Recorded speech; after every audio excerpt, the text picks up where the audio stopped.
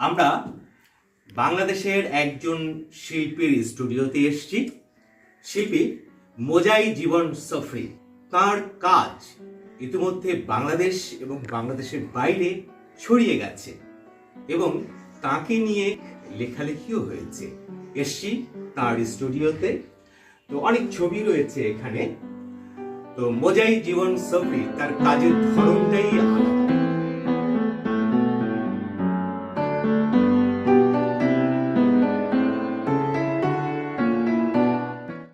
বৈশিষ্ট্য অনেকেরই থাকে, সবাই চেষ্টা করে।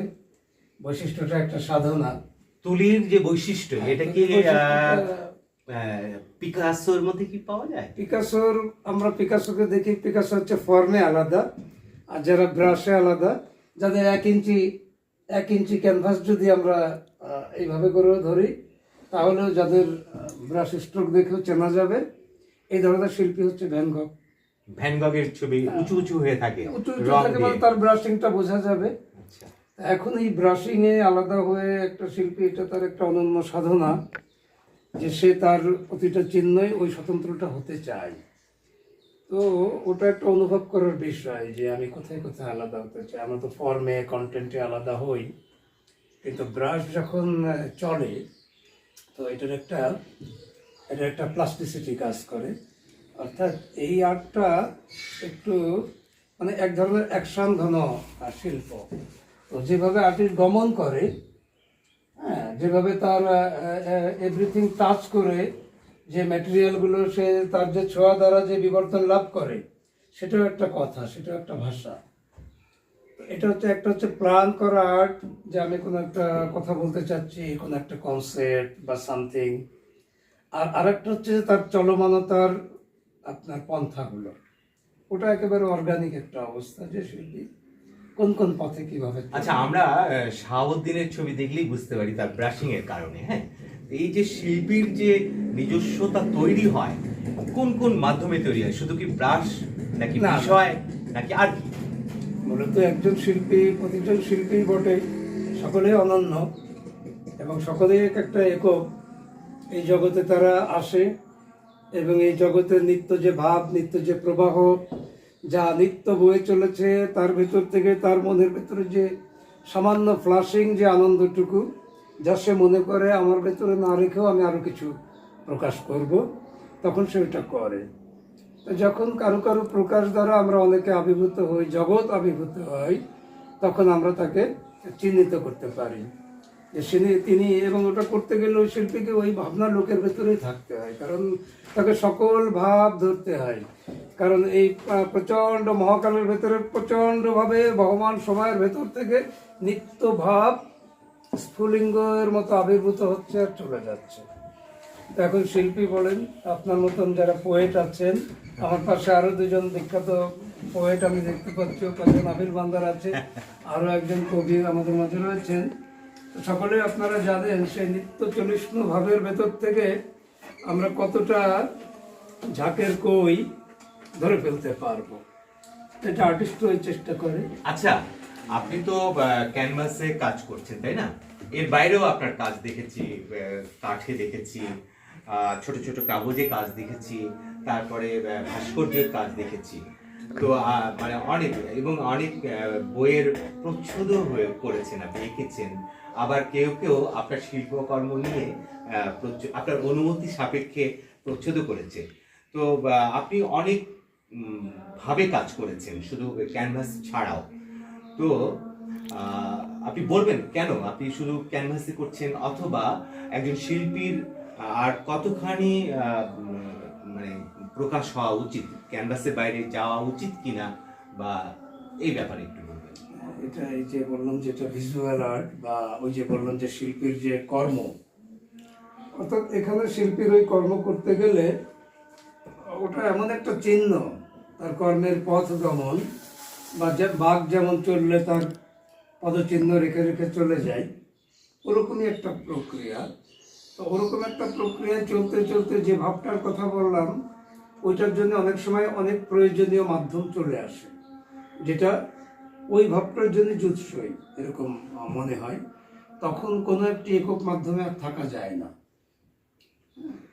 বৈচিত্র্য অনেক রকমের মাধ্যম আছে, প্রতিটা মাধ্যমেরই একটা নিজস্ব গুণাবলী আছে, এবং একজন আর্টিস্ট, এটা আর্টিস্ট টু আর্টিস্ট পার্থক্য হয় যে কে কোন মাধ্যমকে কিভাবে অনুভব করে।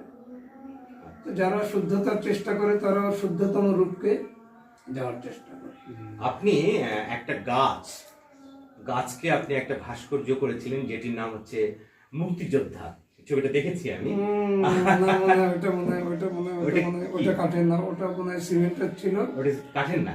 আর কাঠের যেটা ছিল, কাঠের তো অনেক আছে, কাঠের আছে, টেরাকোটার আছে, মানে টেরাকোটার অনেক বড় বড়, যেটা আমাদের ফায়ারিং এ সম্ভব হয় না, কারণ ওটা আপনার চুল্লির ভেতরে ব্লাস্ট করে, যদি ওর ভেতরে কখনো ভ্যাকুয়াম থেকে যায় বাতাস থাকে। তো ওগুলো একটা সময় এক্সপেরিমেন্ট করছি, এত বড় বড়। আমাদের যেহেতু স্টোন নেই, টেরাকোটা থেকে একটা মিডিয়া করা যায় কিনা, যেহেতু এটা আমাদের খুবই ট্র্যাডিশনাল মিডিয়া। তো আমরা টেরাকোটা সাধারণত 2D বা রিলিফ ওয়ার্ক করি, ব্যাপকভাবে খুব বড় 3D করা, খুব ওজন, অনেক ওজন, অনেক ভারী। তো খুব ভালো সাকসেসফুল রেজাল্ট আসছে। তো ওরকম আর কি নানান মিডিয়া, সব মিডিয়ায় কাজ করি। ভাস্কর্য একটা, তার মধ্যে আবার গাদি গাদি মিডিয়া, এই চিত্রকলা একটা, তার ভেতরে আবার অনন্ত মিডিয়া। তা প্রতিটা মিডিয়ার একটা নিজস্ব রূপ আছে, একটা বৈশিষ্ট্য আছে, একটা বিউটি আছে, একটা প্রেম আছে।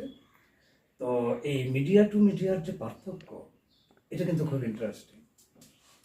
তো আমার ধারণা, এই আমাদের বাঙালির সভ্যতার একজন মানুষ মিডিয়া থেকে মিডিয়ার পার্থক্যটা খুব ঘনিষ্ঠভাবে বুঝছিলেন, উনি হচ্ছেন রবীন্দ্রনাথ। উনি অনেকগুলো মিডিয়ায় স্পষ্টভাবে কাজ করছেন।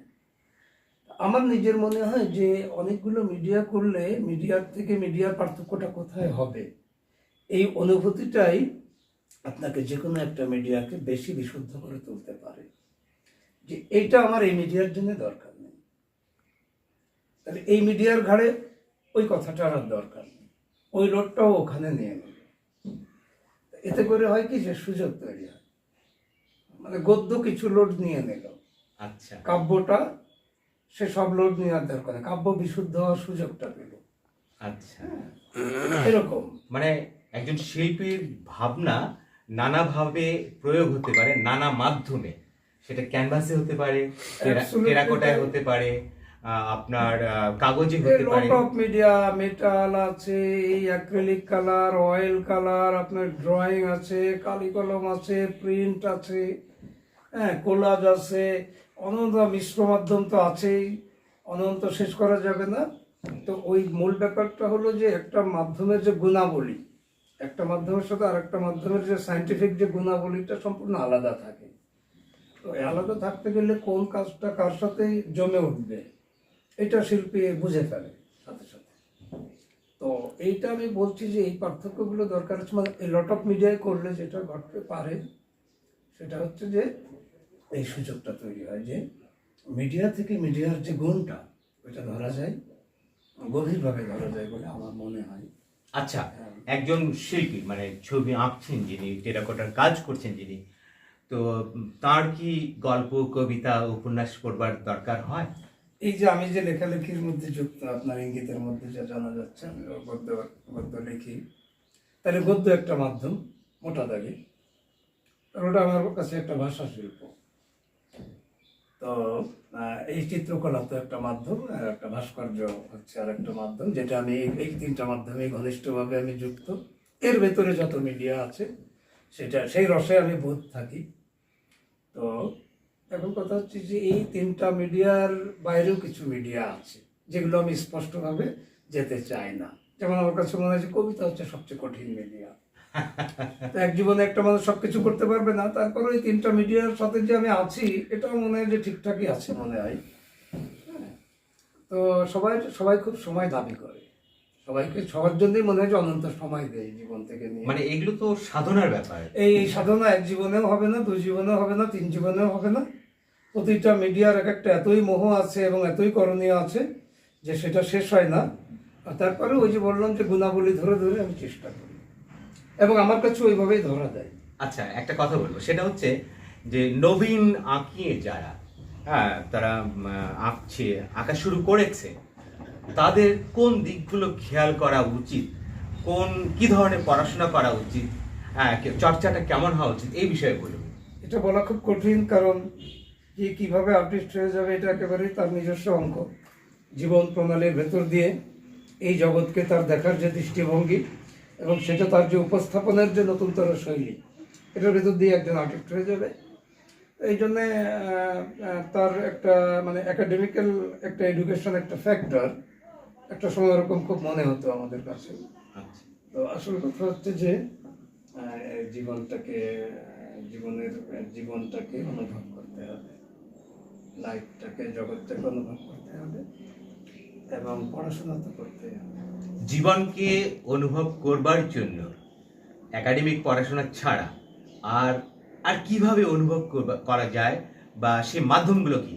বই পড়া না অন্য কিছু? বই পড়া তো বটেই, বই পড়ার ভেতর দিয়ে থাকে অনন্ত এবং অনন্য সাধারণ মানুষদের জীবন চিন্তার ফলাফলগুলো আমাদের কালসীমার বাইরে থেকে অনেক পূর্ববর্তী থেকে আমরা সেগুলো রিড করতে পারি। এটা একটা অনন্য সুযোগ।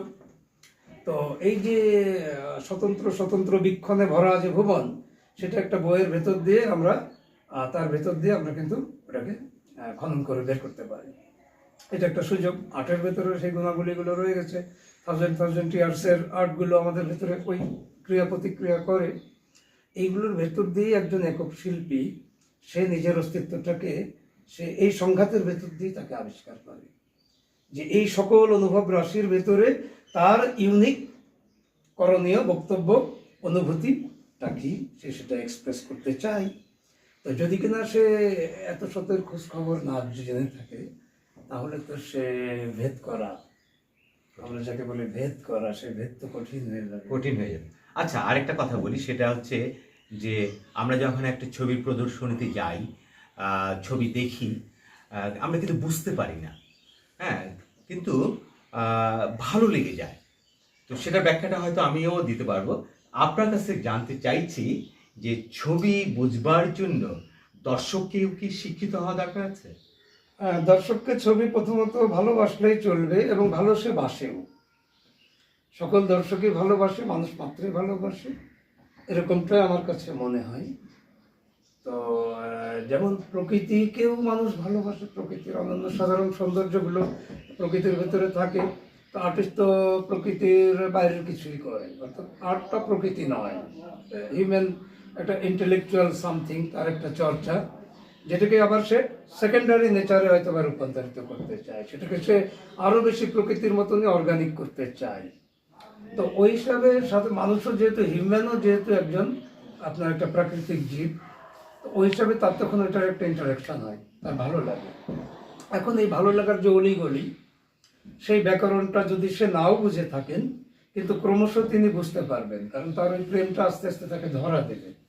কেন যে ছবি তিনি বুঝবেন তার ভেতরে যে উপাদান সমূহ থাকে, এই হাজার বছরের চর্চার ভেতর দিয়ে ওই উপাদানগুলো নিয়েই কিন্তু তার কিছু মৌলিক উপাদানগুলোই নিয়ে কিন্তু প্লে হচ্ছে ক্যানভাসে। সেটা হয়তো একটা বিমূর্ত বা অন্য কনসেপচুয়াল আর্ট হতে পারে, কিন্তু ওই যে ইউনিক উপাদানটা থাকে একটা কাজের ভিতরে, সেগুলোকেই নিয়ে আসা হয়েছে। লাইক আজ আপনার পোয়েট্রির মতন, আপনি যে বিমূর্ত কবিতা এখন আর ছন্দে লিখছেন না, ভেঙে চুরে গদ্য টদ্য করে, কিন্তু ফলাফলগুলো বা অ্যাকশনগুলো কিন্তু মৌলিকগুলো কিন্তু ওখান থেকেই নিয়ে আসে। তো ওটা একজন দর্শকও আস্তে আস্তে ওর ভেতরে নিবিড়ভাবে ঢুকে পড়বে, বুঝতে পারবে।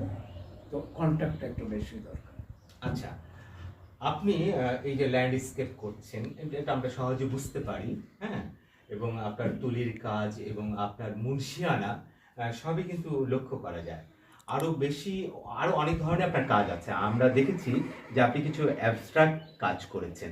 এই যে অ্যাবস্ট্রাক্ট কাজ, এগুলো আমাদের জীবনের সঙ্গে কতখানি সম্পৃক্ত, বা আপনি কি মনে করেন যে সাধারণ দর্শকের জন্য যারা ছবি দেখেন, হ্যাঁ, তারা খুব সহজেই একটা ল্যান্ডস্কেপ দেখে ভালো লেগে যাচ্ছে, কিন্তু একটা অ্যাবস্ট্রাক্ট আর্ট, বিমূর্ত শিল্প যখন মানে ছবি দেখছেন দর্শক, তারা তাদের বোধের মধ্যে আসে না। তো জীবনের সঙ্গে অ্যাবস্ট্রাক্ট আর্টের কি সম্পর্ক, এবং এটা কি জরুরি না কি অবস্থা? একটা সময় ছিল যখন এই বিমূর্ত আর অমূর্ত আর মূর্ততার ভেতরে অনেক সংঘাত এবং দ্বন্দ্ব ছিল।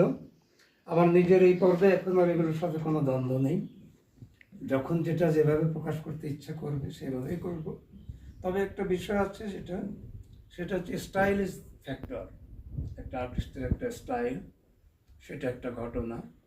এবং বিশেষত লেখালেখির সাথে যদি আমি এক্ষুনি রেফারেন্স দিই, সেখানে বরং আমার এই অনুভূতি আরও একটু নিষ্ঠুর। অর্থাৎ প্রথমত স্টাইল লাগবেই। একটা রাইটার সামবডি স্টাইল হচ্ছে পার্টি। আমরা কি গদির উপরে বসলাম না শীতল পাটির উপরে বসলাম, কিসে জমিন ছড়িয়ে দিয়ে বসে আমরা গল্পটা শুরু করলাম। তা প্রথমত হচ্ছে স্টাইল। স্টাইল ব্যতীত রাইটিং যেমন রাইটিং নয়, আমি এটা নিষ্ঠুরতা অর্থে বলছি, আমার কাছে ওরকমভাবেই ধরা দেয়। তাই চিত্রকলার ব্যাপারে একটু বেশি কনসিডার করি, কারণ এখানে তো খুব নিরন্তর করতে থাকে, অনেক বাচ্চারা থাকে, সব ধরনের আর্টকে আমরা কিন্তু ধারণ করি, সব কিছুর মধ্যে একটা রূপ থাকে। কিন্তু যেহেতু আপনার রাইটিং যেহেতু খুবই অতিশয় একটা ইন্টেলেকচুয়াল মাধ্যম এবং হিউম্যানের সবচেয়ে আধুনিকতম শিল্প মাধ্যম, যে জন্য ওখানে কিন্তু আপনার ওই মানে আপনি ইন্টেলেকচুয়াল পয়েন্ট অফ ভিউ থেকে কিন্তু কনসিডার করতে পারবেন না। প্রথমতই তাকে কিন্তু একটা হাইটে চলে আসতে হবে, যে তুমি বাবা এত লিটারেচারের শাড়ির ভেতর থেকে আসছো কেন। প্রথমতই তোমার একটা স্টাইল থাকবে, তুমি যাই বলতে চাও, ল্যাঙ্গুয়েজের একটা রীতি থাকবে, স্টাইল থাকবে, প্রথমেই থাকবে। তো এখন এই স্টাইলটা চিত্রকলায় যখন আমার নিজের এরকম একটা স্টাইল তো আছে বটেই, সেটা এখানে দেখা যাচ্ছে না যে কাজগুলো, আর অনেক স্টাইল হবে লট অফ শত শত শত শত কাজ, ওটা একটা মেথড। তো শিল্পীরা খুব একটা সময় খুব সংশয়ে থাকে যে সে এই জগতের ভিতরে তার সাইন চিহ্নিত হবে কিনা, বা এই জগতের ভেতরে মজার জীবন সফরের চিহ্নটা বুঝতে পারা যাবে কিনা, সেটা একটা স্তর থাকে। তো যখন আর ওই ফাংশনটা আমার আর যখন কাজ করলো না, অর্থাৎ ওটা আমি মনে করলাম যে না ওটা বোঝা যায়, ওটা লুপ্ত করাও সম্ভব হয় না, তখনই মনে হলো যা যা করার এই আমাদের দেশের আমার যে স্টাইল ওয়ার্কটা উঠে আসছে এই বাংলার ভেতর থেকে উঠে আসছে, এবং অনেক পরিমাণ আপনার সাহিত্য স্টাডির ভেতর থেকে উঠে আসছে। সাহিত্য স্টাডি হচ্ছে যে একটা সংক্ষিপ্ত এলাকার ভেতরে খণ্ডিত একটা ভাষাভাষী অঞ্চলের ভেতরের থেকেই মানুষ তার সর্বোচ্চ প্রকাশ করতে পারে। আচ্ছা, আপনি তো দীর্ঘদিন ধরে ছবি আঁকছেন, এই কাজ করছেন, তাই না? যখন আপনার মাথায় কোনো বিষয় আসে না, যখন আপনি আঁকতে পারছেন না, তখন আপনার মনের অবস্থাটা কি হয়? না, আমি খুব সুখে থাকি। এই হচ্ছে খুব কষ্টের কাজ, কারণ কষ্ট মানে কি ও ছোবড়া করে ফেলায় দেয়। কাজ যখন আমাকে খেয়ে ফেলে তখন তো আমার জানের উপর দিয়ে সব চলে যায়। তো ওটা আমি মায়া করি না। যেমন লেখালেখি থেকে এখন প্রায় 7 বছর আনুমানিক ধরে আছি, সম্পূর্ণ ছেড়ে দিছি। কোনো নেশা টেশা নেই, শুধু পুরোনো লেখাগুলো ফিটফাট করে কি করে সামনে আনা যায় ওটা এখন না, কিন্তু আপনি আঁকতে পারছেন না, এই না, যন্ত্রণাটা আপনাকে কিভাবে? এরকমটা আমার হয় না। আমি এতই ব্যস্ত, মানে আমার 24 ঘন্টায় এর মধ্যেই থাকা লাগে।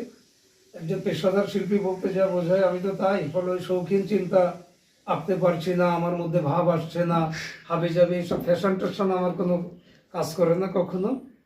আপনি আমি নিয়মিত শুধু বুঝি, করে যাচ্ছেন কাজ। নিয়মিত কাজ মানে এটা আমাকে করতেই হবে, কারণ এটা তো আমি একটা পেশাদার মানুষ, আমার 24 ঘন্টায় এটারই সাথে। এর কোনো আপনি পেশাদার বিকল্প হবে না। শিল্পী বলতে আপনি কি বোঝাতে চাচ্ছেন? পেশাদার শিল্পী জগতের শিল্পী, জগতের পেশাদার শিল্পীরাই শিল্পী। যাদের আমরা নাম বলি এই পৃথিবীতে তারা সবাই পেশাদার। কোনো শৌখিন লোকের এই জগতে কোনো ঠাঁই নেই। শৌখিন লোক বা অন্য পেশায় 2 আনা করে খায়, 2 আনার ছবি এঁকে একটু শো করে, এদের মানে আপনি ব্যাপারটা হচ্ছে এরকম যে সারা বছরে এখন আমার একটু ছবি আঁকতে ইচ্ছে হচ্ছে, একটা আঁকলাম, তারপর অনেকদিন নাই। এটা হচ্ছে শৌখিন শিল্পী, কিন্তু আপনি নিয়মিত এটা চর্চা এবং সাধনা। আমার জীবন, আমার পেশা তো এটা, এছাড়া তো আর কিছুই নাই। আমি তো পেশা হিসেবে যখন ছাত্র ছিলাম সেই আর্ট কলেজের, তখন থেকে আমার সিদ্ধান্ত যে পেশা আকারে নেব। আর এটা খুব কঠিন আমাদের দেশের জন্য। অবশ্যই যদি কোনো তরুণ এই চিন্তা করে তাদেরকে বলবো যে তারা যেন 300 বার চিন্তা করে, বেশি না। 1000 বার মানা করলাম।